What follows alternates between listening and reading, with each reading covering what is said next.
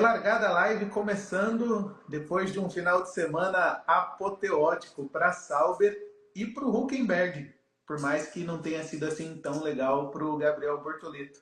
Estou aqui com meu parceiro de sempre, Arri Train, estrategista da FTR Motorsport. Boa tarde, Arri. Como que estão as coisas por aí no Rio Grande? Boa tarde, pessoal. Tudo bem? Aqui o frio deu uma trégua, aquele 0 graus, -1 que estava amanhecendo, agora já estamos em 8, 9, então tá bom, agora tá gostoso, solzinho, tempo bom. Aqui o tempo de São Paulo continua maluco como sempre, mas não tão maluco como Silverstone, né? O que foi isso que a gente viu nesse final de semana? Aliás, são os dois GPs do ano que a gente sempre sabe que vai ter chuva e sol, né? Em algum momento sempre vai acontecer. Foi uma loucura, né? Bom, a gente sempre abre a nossa live falando do Bortoleto, mas eu marquei aqui para a gente começar com o Hülkenberg dessa vez, porque o resultado dele foi incrível, né? Depois de quase 15 anos, 239 GPs, ele conquista o primeiro pódio. E você vê que geral na Fórmula 1 estava torcendo e celebrou muito isso, né? Largou a bronca pro colo do Tsunoda agora, né? Agora é o Tsunoda que tem mais largadas sem ter conquistado um pódio, mas certo que são 99 recém, né? Menos da metade do que ele já tentou. De certa forma, eu ia falar do Bortoleto também. Infelizmente, o Bortoleto não correu, né? Começou tudo ali numa aposta de estratégia que não foi errada. Meu pai, depois da corrida, eu disse para ele, cara, não foi errado. Ele, como não foi errado? O cara chegou em terceiro, ele bateu. Eu, sim, depois da bola pronta, o jogo jogado é fácil, né? Mas na hora tu olhava, a pista estava seca. Eram as últimas 2, 3 curvas ali, que a gente só viu depois, que o pessoal já estava entrando para o pit lane, que ali de fato estava muito molhado ainda. Mas a pista quase toda seca, muita gente tentou, né? Mas depois a gente entra nessa parte das estratégias. Cara, o Hülkenberg o que você acha que explica esse terceiro lugar do Hülkenberg? Estratégia, foi pura estratégia. Parou na hora certa, fez tudo certo. Ele ficou na pista como boa parte dos primeiros colocados ali, naquele primeiro stint. Depois, quando a chuva aperta, que o pessoal para trocar pneu de novo, por os intermediários novos, ele espera o safety car, né? Então, só naquele lance da largada ali, que 5 ou 6 foram para botar pneu de seco, ele já subiu de 19º para 10º.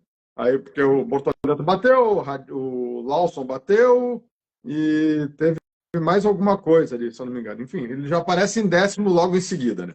Aí depois ele para com o safety car, todo mundo foi para o boxe imediatamente. Acho que era a decisão mais conservadora a se tomar. Ele, como estava lá para trás, imaginou que a chance de ter o safety car com aquela chuva seria grande, esperou um pouquinho mais.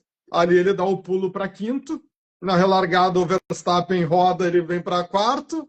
E ali depois ele pega o Stroll, que estava na frente, que também tinha feito uma estratégia um pouco diferente de pneu, também se deu bem com a estratégia, e assumiu o terceiro lugar. Mas o mais fantástico de tudo, a estratégia deu sorte, né? Eu sempre digo que tu precisa ter sorte, as coisas precisam acontecer num determinado momento para a tua estratégia, quando ela é arriscada, funcionar, né? E ele teve essa sorte, chegou o dia dele, mas depois ele segura o Hamilton de Ferrari, né?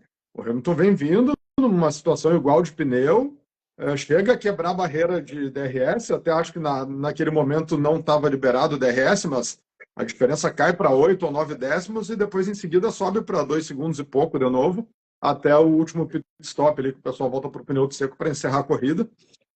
Então, o ritmo dele de corrida foi muito bom mesmo. Como o Bortoleto fala no rádio para ele foi fantástico, né? Foi demais o que ele fez. E a gente, brasileiro, eu estava torcendo por ele, pela Sauber, claro, pela história, mas eu fiquei com aquele sentimento assim, meio de felicidade e tristeza, né? Porque é muito ruim para o Bortoleto, né? Ele chegar em terceiro numa corrida que o Bortoleto bateu na largada. A gente pensa, pô, o Bortoleto largou bem na frente dele, largou em 16º, né? Bem na frente não, mas largou na frente. Se ele tivesse usado aquela estratégia, a gente poderia estar comemorando um pódio do Bortoleto hoje no ano de estreia de Sauber. Aí sim, aí seria para zerar a trend, né? foguetório no Brasil, festa, carnaval, né? Mas, enfim, foi merecido, como tu mesmo disse, todo o paddock celebrou. Achei muito legal que depois da corrida a Mercedes, né, a Sauber não está acostumada a fazer festa, não tinha espumante nos boxes, a Mercedes foi lá, levou uma caixa de champanhe para eles comemorarem. Então, rolou uma comoção ali bem humana de todo o universo da Fórmula 1. O Max comemorou com eles dentro do carro, né? Tem um Sim, vídeo bem bacana do onboarding do Max. O é, Bortoleto deu um pique lá para celebrar sim. com ele. Acho que a Aston Bortoleto entra no Martin também rádio, mandou o é, champanhe para ele. Bortoleto entra no rádio depois que termina a corrida, tu vê que ele está genuinamente feliz, né? Mesmo tendo certamente no fundo esse sentimento de que ele errou, e poderia ser ele, né? Tenho certeza que isso passou pela cabeça dele, mas ele estava realmente muito feliz pelo companheiro, que aparentemente eles se dão muito bem, e claro, pela equipe, né? Para ele é importantíssimo a equipe se dar bem, né? E a Sauber deu um pulo, veio para sexto nos construtores agora com esse pódio, né? Essa classificação da Sauber no campeonato, eu até deixei aberto aqui. Deixa eu dar uma olhada. Eu acho interessante porque na semana passada tá muito louca essa temporada, né? Cada semana as coisas mudam assim quase que completamente. Na semana passada eu estava comemorando que a gente estava ali saindo da zona do rebaixamento, entre Sim. aspas, né? Eles Tava estavam na calculando lanterna e vieram para nono, né? isso. Aí a gente estava com um olho na Haas, um olho na Aston Martin e agora, como você falou, a gente está em sexto e a gente já dá para sonhar em encostar na Williams ali, né? Os caras da É, Williams não estão conseguindo performar muito. a E se continuar essa Williams, maré de sorte, quem sabe?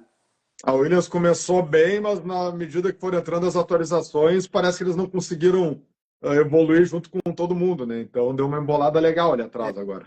Mas É bem o oposto da Sauber, essa questão das atualizações, né?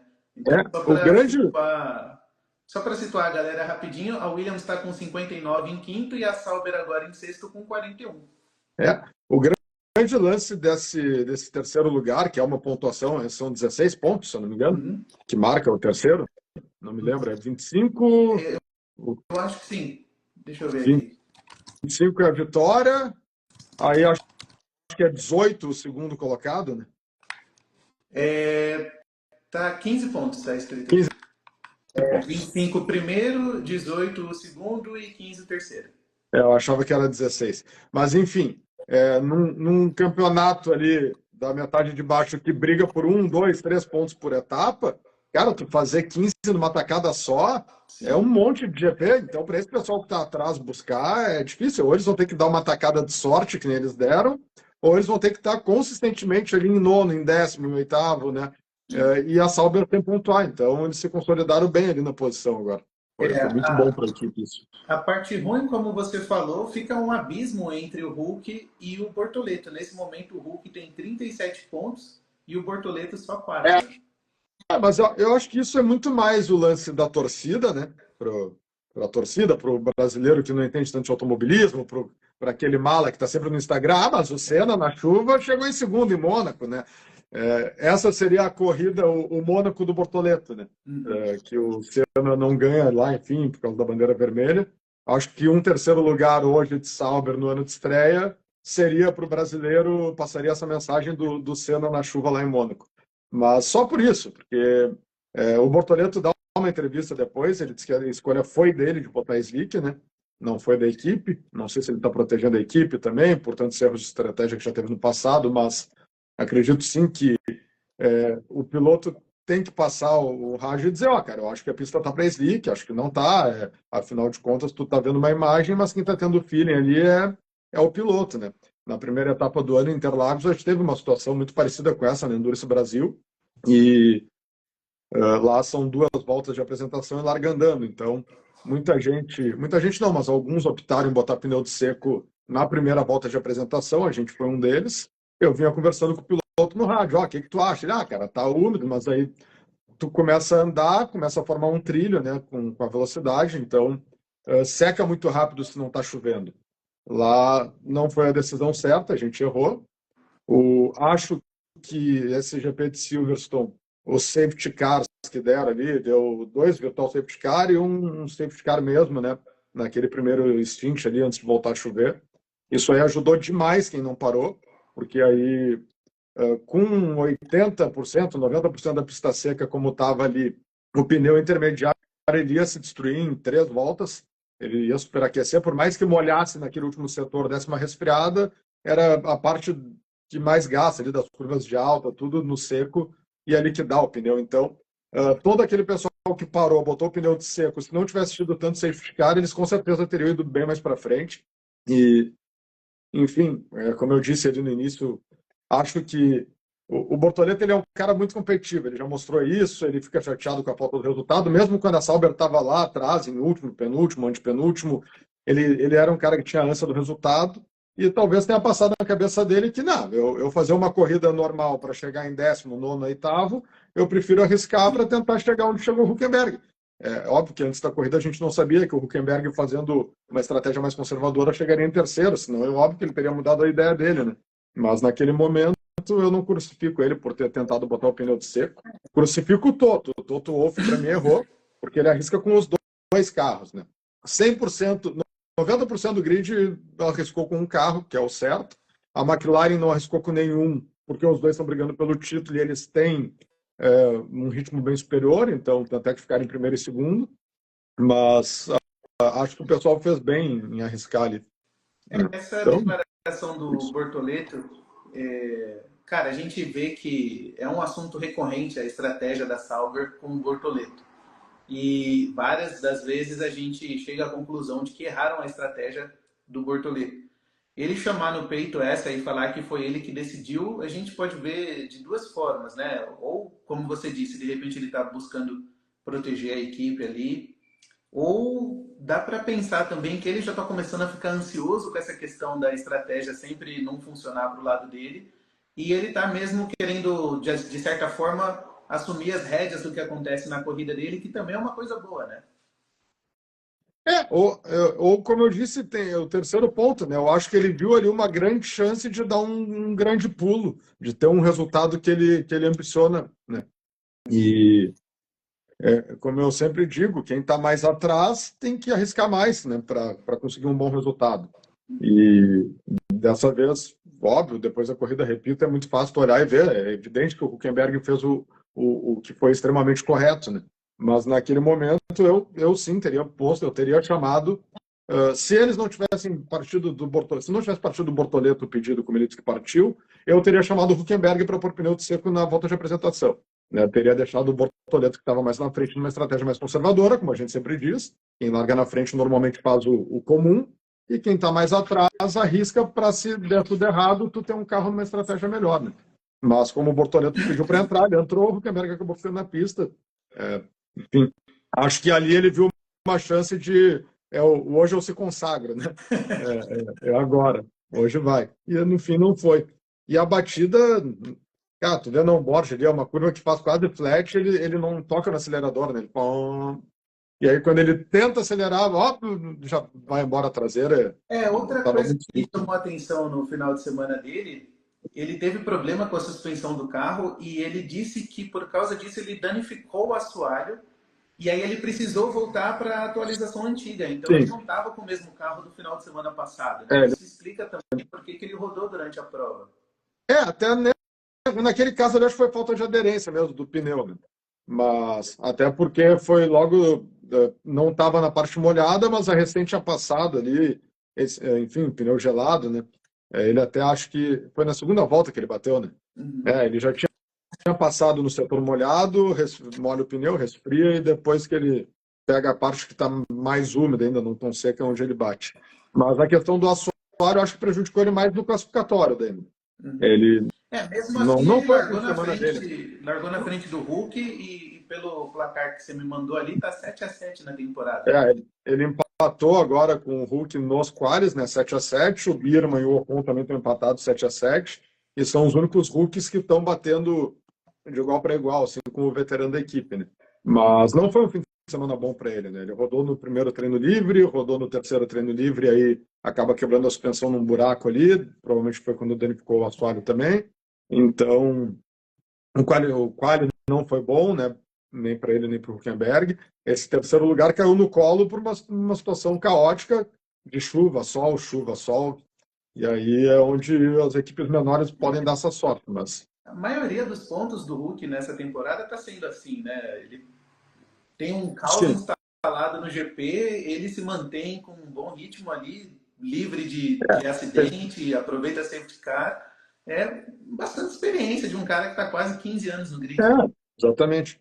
E um cara que já bateu na trave ali, né? Ele já teve algumas situações de pódio que, ou uma ele errou, até agora lendo mais sobre isso, o pessoal ficou falando muito sobre isso no fim de semana, né? Teve uma que ele estava no pódio com a Williams, se não me engano, e aí dá uma escapada na chuva, acaba perdendo.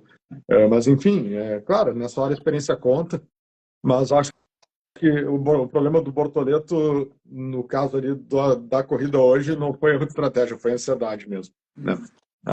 Ali foi a ansiedade de querer um grande resultado, né? É. Bom, passando para o próximo bloco aqui da briga pelo título e falando ainda de experiência, o Max mostrou também que ele ainda tem lenha para queimar essa temporada. Se o pessoal abrir alguma brecha para ele, ele vai enfiar o carro dele no meio, né? O quali foi totalmente diferente no seco, né? Ele mesmo falou, ele estava com menos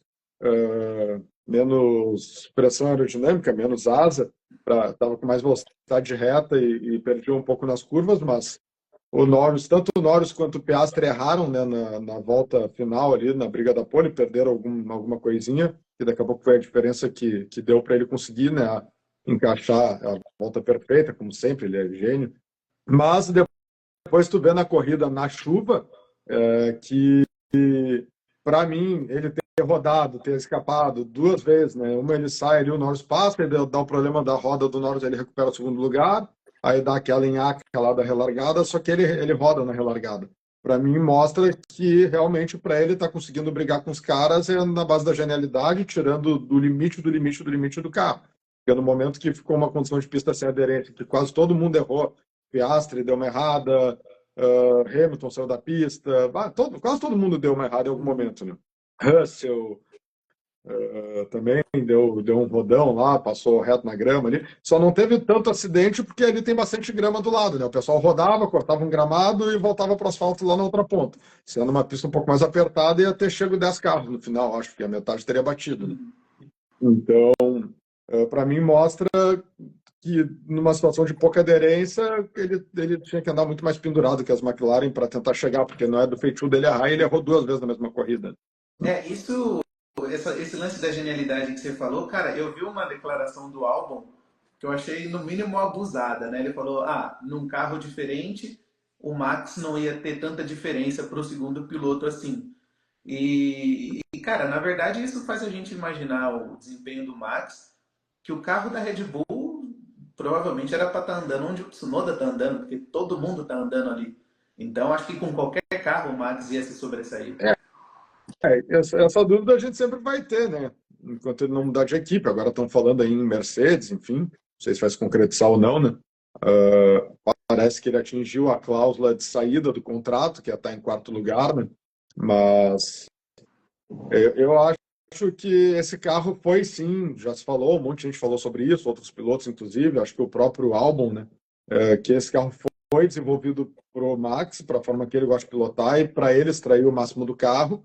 E acaba que é um estilo de pilotagem bem diferente, a gente já falou sobre isso, por isso que ele consegue e os outros sentam lá e não estão conseguindo. Então, sim, tem a genialidade dele, a Red Bull, se o Max não pontua, acaba, né? O Tsunoda não existe, assim como não existe o Lawson, assim como não estava existindo o Pérez, eles estão trucidando todo mundo que senta ali, porque o Max é gênio. Acho que o que eu não concordo com o Albon, acho que o que o Albon quis dizer é isso, que ali a diferença aumenta porque ele desenvolveu o carro. Daqui a pouco tu senta num outro carro, o cara que está tomando um segundo para ele, de repente vai tomar 6 décimos. Mas ele ia, para mim, seguir tirando um limite talvez um pouco acima dos demais num outro carro, assim, porque o cara é diferente, o cara é um ET, né? Esse lance da Mercedes tem uma coisa que me deixou, outra coisa que me deixou com a pulga atrás da orelha. Na semana passada ele não brigou com o Antonelli e agora no quali o Antonelli deu vácuo para ele, eles estão num clima ali de super amizade. Mas ali o Max seguido faz isso com o Bortoleto, já fez com outros rookies também, né? Eu acho que foi muito mais um pedido de desculpa do Antonelli para ele, né? Tipo, ó, eu te tirei da outra corrida lá, ferrei teu campeonato, vem cá que eu vou te dar um vácuo, agora eu vou te ajudar. Acho que foi. Enxergo muito mais como isso do que como propriamente, ah, não, vou tratar bem meu futuro companheiro de equipe aqui, né? E nessa, o Russell, ele não está abrindo nenhuma brecha para ser mandado embora, pelo contrário, né? Ele está ali no meio, as Ferraris, nos construtores, as Ferraris estão à frente da Mercedes, mas no campeonato de pilotos o Russell está embolado ali e mostra bastante da competência dele também, né? O Russell é um bom piloto, é um piloto, para mim não é um gênio, mas ele é sim, um bom piloto. Sei, falta, ele parece meio sem sal, assim, aquele cara que falta um pouco de. Tu olha para o Russell, tá, é o Russell, né? Ele tá batendo no Antonelli, que é um bom Hulk, com frequência, quase sempre. Aproveita as oportunidades quando tem, raras exceções, assim. Eu não sei o que falta nele, acho que hoje seria carro, não vejo também motivo para ele ser mandado embora, mas é aquela coisa, né? Tem 20 pilotos no grid, vão ter 22 a partir da temporada que vem. Não sei quem vão ser ainda os outros dois, né? A gente torce que um deles seja o Drogovic. Mas para qualquer equipe que o Verstappen ligar e falar, vamos, vem. Pode ser o Leclerc, pode ser o Hamilton, pode ser o Russell, pode ser o Piastri, pode ser quem for. Nenhum chefe de equipe vai dizer não para o Verstappen hoje, né? Então, se eles optarem por tirar o Russell em vez de tirar o Antonelli, que é um jovem, está se desenvolvendo, um contrato mais longo, é só porque o Verstappen é um gênio, não porque o Russell está devendo, né? Sim, faz sentido. Bom, ainda falando lá da parte de cima dessa briga pelo título, o Norris surpreendeu de novo, né? Venceu, ele largou em terceiro e venceu a corrida. Acho que foi a primeira vitória dele em casa pela Fórmula 1. Em Silverstone, sim. De novo, né? Ele é meio errático, a gente nunca sabe o que esperar dele, mas o que a gente sabe é que ele guia bastante também, né? Sim. Ali, na verdade, quem surpreendeu esse final de semana foi o Piastri, né? O Piastri é um cara que não erra normalmente, a gente fala sobre isso, e errou. Ele Você fez acha que pior ele do que foi o muito Russell. juvenil com essa história aí Foi dessa demais, freada ou a punição demais, foi demais, muito demais. severa? Foi muito pior do que o Russell fez para cima do Verstappen naquele outro GP ali, não me lembro qual exatamente, mas ali era uma situação de seco, agora a gente estava numa situação de chuva, ainda tinha um spray.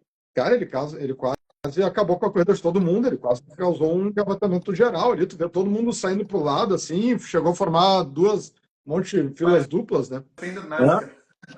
Não, foi horrível o que ele fez. Depois, no documento da FIA lá, apareceu que ele veio de 230 para 50 por hora, cara, né? E tu pega. Não lembro quem que eu vi falando isso, mas é um bom parâmetro. Assim, tu tá no teu carro, numa chuva muito forte, tu quer pegar o teu celular para mandar uma foto para alguém, sempre parece que, bah, tá muito melhor do que o que eu estou enxergando. E a câmera tem a capacidade de corrigir a imagem, né? E o mesmo acontece numa transmissão da corrida, seja na luminosidade ou seja na chuva. O que a gente está enxergando na TV é muito melhor do que o que o piloto está enxergando lá dentro. Então tinha spray, quem estava ali atrás não enxerga. O radiar bate, né? Não lembro na traseira de quem, e na onboard, mesmo com todo esse tratamento da imagem, tu vê que o cara aparece em cima e ele bate. Lógico, no momento que o Piastri faz aquilo na relargada, a chuva não estava tão forte, mas ainda tinha spray, a visibilidade já era ruim, e além da visibilidade, a aderência para frear forte também, de surpresa, sem estar esperando. Então, para mim, os 10 segundos ficou até barato, né? Deu a corrida de presente para o Norris, ele ia ganhar. Ele ainda pediu no rádio para a equipe trocar os dois de posição, deu uma viajada, né? Sim, aí ele viajou, porque uma coisa, a equipe te parou primeiro por uma situação, aí tu perdeu a posição e agora tem que devolver porque né, tu estava liderando, enfim, ok. Mas ali ele cometeu um erro juvenil e pagou pelo erro dele, né? Aí não, a equipe está certa em não ter feito nada, até porque o Norris está vivo na briga do campeonato e agradeceu e ganhou, né? Agora a diferença deles está em 8 pontos. Com tanto campeonato que ainda É. tem pela frente, cara, tá super em aberto essa disputa, né? Difícil, assim como no ano passado, é difícil prever o que vai acontecer. Eu acho que ainda que o Piastri vai ser o campeão, por ele ser um piloto mais consistente, né? Mas ele foi, nessa ele foi juvenil, essa ele botou 7 pontos fora, né? Na outra foi na pista, tudo bem, o Norris ganhou a corrida do jogo, né? Não vai ganhar todas, porque ele tem um adversário muito bom no mesmo carro. Mas nessa ele deu 7 pontos de presente para o Norris agradece, né? Bom, agora falando ali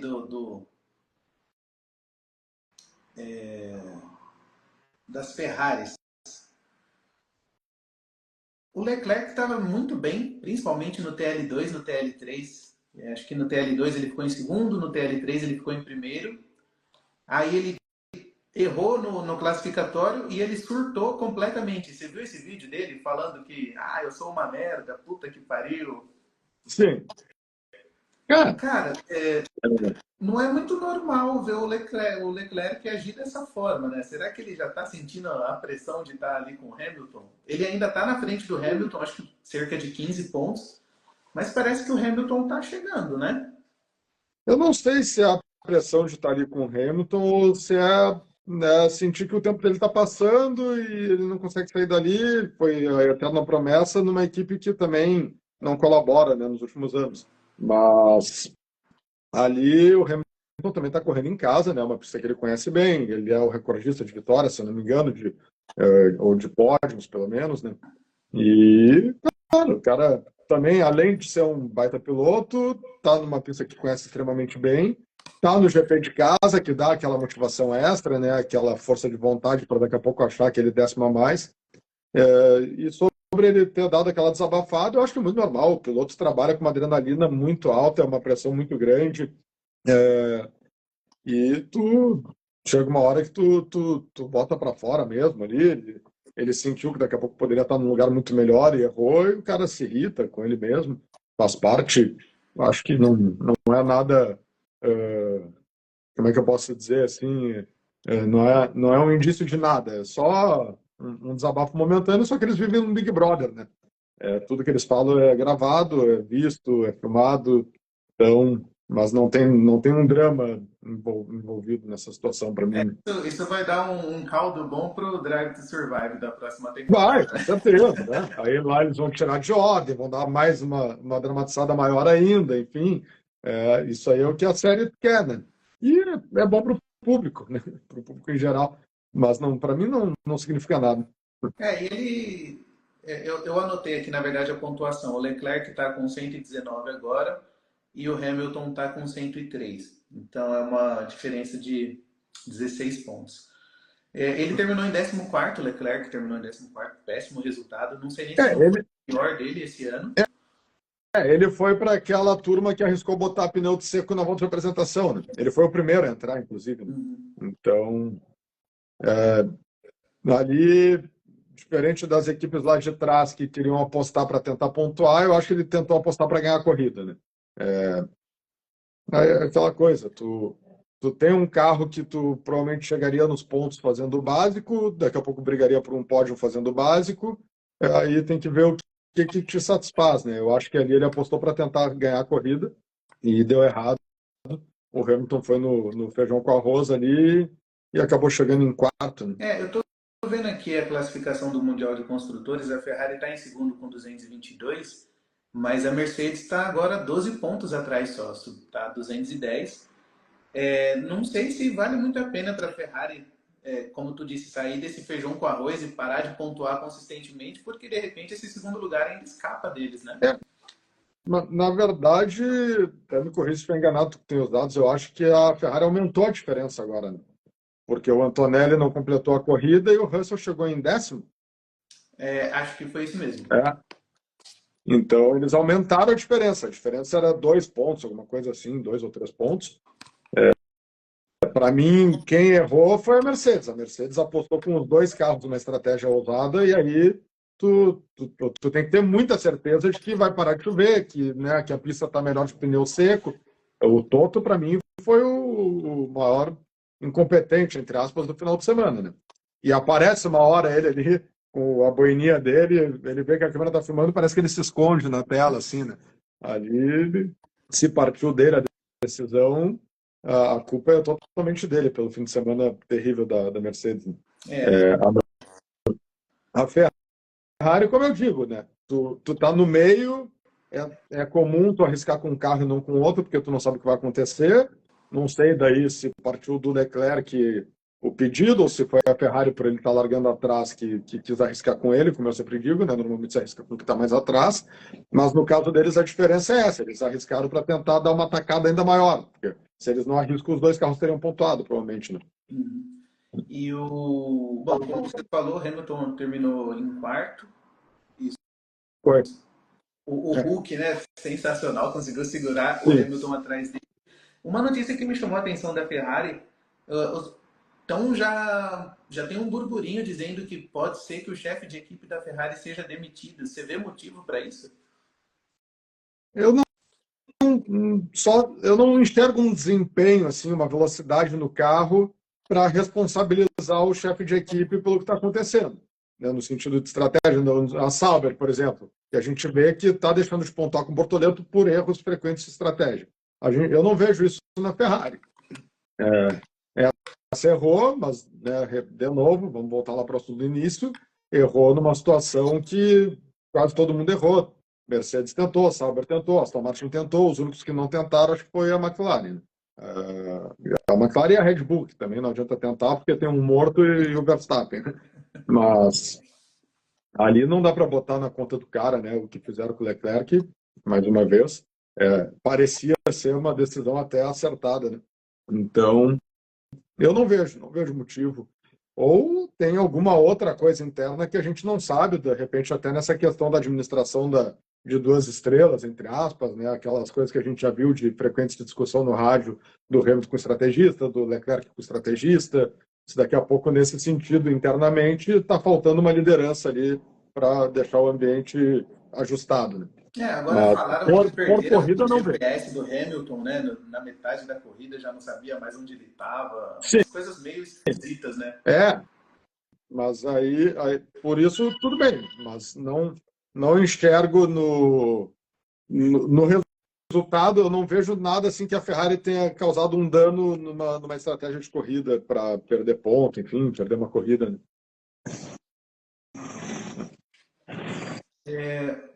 Bom, das coisas que eu anotei aqui, a última coisa que eu queria mencionar é o Colapinto. A gente acho que dificilmente fala dele, porque o único motivo que ele dá para a gente falar dele é, assim, pior possível, né? Mais uma vez, uma pataquada dele. É, nessa ele nem largou, né? Eu não, eu não lembro, ele quebrou antes de ir para os boxes, não? Se eu não me engano, Antes de ir para o alinhamento.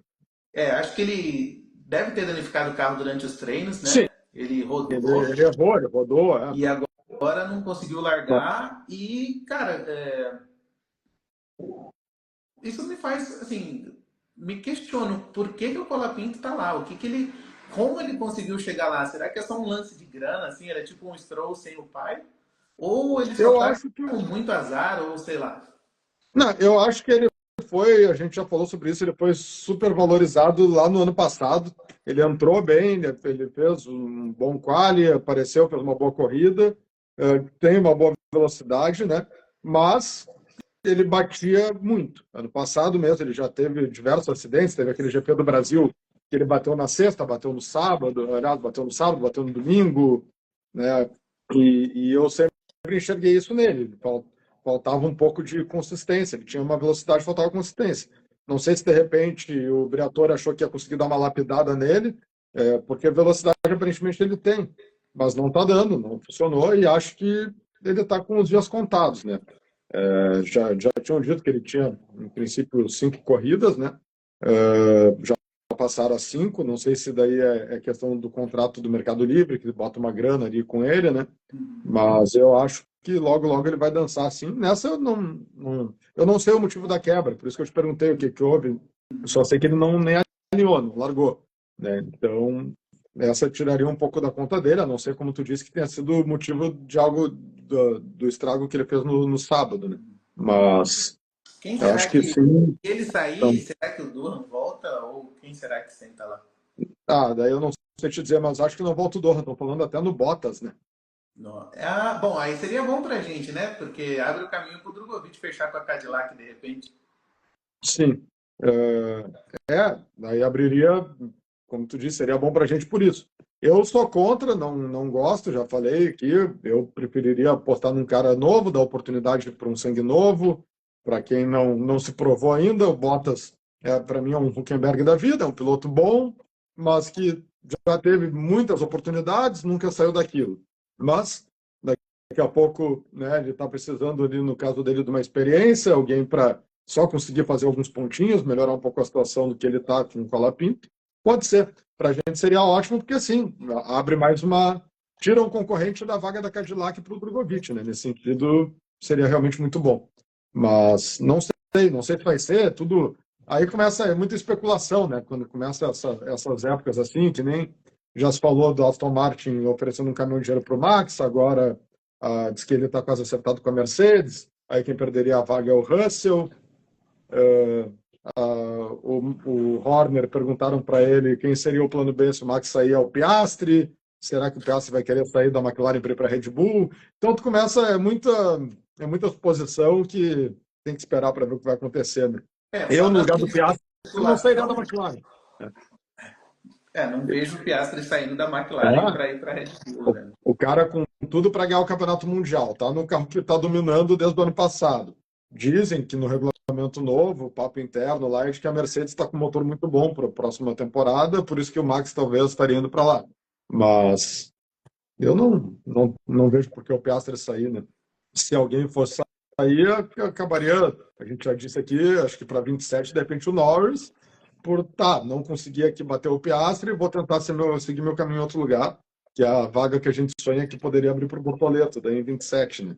Mas muita suposição. Falando de especulação, outra coisa que o pessoal está especulando bastante é a Fórmula 1 voltar para a Rede Globo.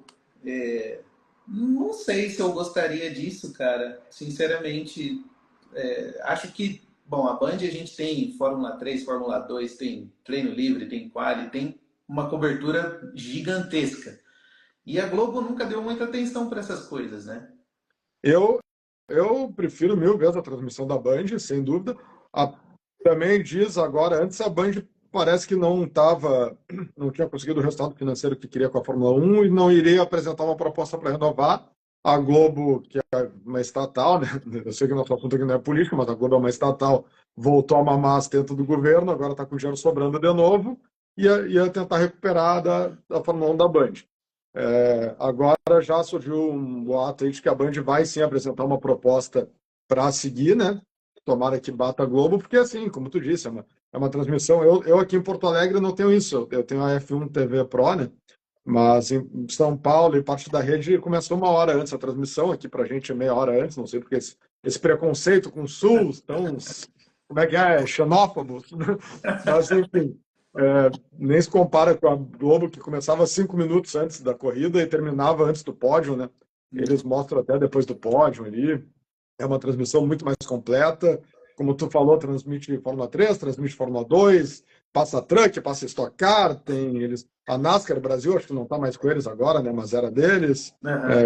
A Band Esportes passava em Endurance Brasil, esse ano não renovou, mas enfim, a Band tá se consolidando como o canal do automobilismo no Brasil, né? Para mim, que siga lá é muito melhor. Cara, dos meus assuntos, a gente já cobriu tudo. Acho que daquela lista que você me mandou também. Tem alguma coisa que você sentiu falta? Não, acho que é isso. Foi uma boa corrida, né?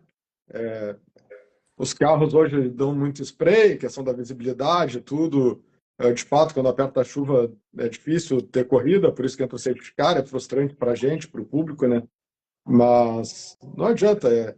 A gente sabe que a Fórmula 1 está lutando contra isso no novo regulamento, quer voltar a ter mais emoção, mais ultrapassagem. Então, para a corrida ser legal, tem que acontecer coisas diferentes, tem que envolver o clima, acidentes, enfim. E foi o que teve. Então, foi um prato cheio, né? Uma corrida com bastante alternativa, uma corrida com a Sauber no pódio, com o Hülkenberg no pódio. Tu não precisa ver a corrida, basta tu olhar o resultado para saber, foi uma corrida maluca, deve ter sido boa, né? Então, foi um dos GP mais legal do ano de se assistir, sem dúvida, né? O quali, desde o quali, super apertado, isso aí a gente não chegou a comentar. Eu Posso estar errado, mas acho que foi o quali mais apertado do ano. 2 décimos separaram o primeiro do sexto. Cara, Fórmula 1 até pouco tempo atrás era 1 segundo a diferença do primeiro para o sexto. Então, mostra também que as equipes, pena que está acabando agora esse carro, né, esse regulamento, mas as equipes conseguiram chegar num nível de maturidade do projeto no último ano que equilibrou Ferrari, Mercedes, McLaren, Red Bull ali em partes, né? Então tá sendo um ano com mais alternativas, com mais Red Bull já fez pole, McLaren já fez pole, Ferrari já fez pole, Mercedes já fez pole, né? Tá sendo um ano mais equilibrado, assim, mais divertido. Não está tendo aquela. A McLaren tem um ritmo dominante de corrida, ficou claro isso principalmente na chuva agora, mas as corridas não estão sendo 100% dominadas por ele, então tá interessante. Mas foi disparado o melhor GP do ano, né? Agora a gente tem uma pausa aí, 3 semanas sem, né?